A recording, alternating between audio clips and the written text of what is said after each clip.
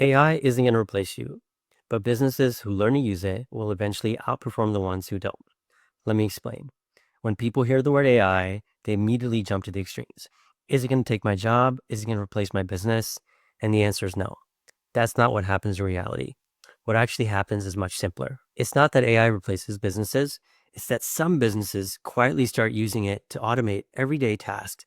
And before you know it, they're running leaner, faster, and with way less stress while everyone else is still doing it the hard way.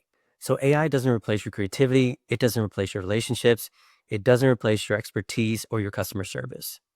AI replaces slowness, replaces repetition, and that mental load that you carry every day. So let's compare two businesses offering the same service, same customers, same pricing, same industry. The first business owner, let's call him Chris.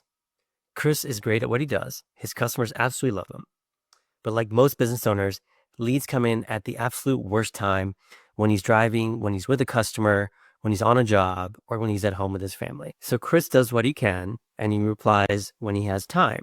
But by then, the customer's already moved on. Chris thinks it's a marketing issue. People aren't serious about it. But it's not a marketing problem. It's a speed problem. Now let's look at a second business owner, same industry, same pricing. Except this person uses an AI-enabled system for front-end communication. So when a lead comes in, the system acknowledges the inquiry, answers those basic questions that most people have, collects a few key details, and moves the customer on to the next step. So by the time Chris even gets around to checking his phone, the customer's already in conversation with his competition. And here's the part I really want you to hear. Chris wasn't replaced by AI. He was simply outpaced by someone who's using AI as a support system. But here's the good news. You don't have to be a tech person. You don't have to automate everything.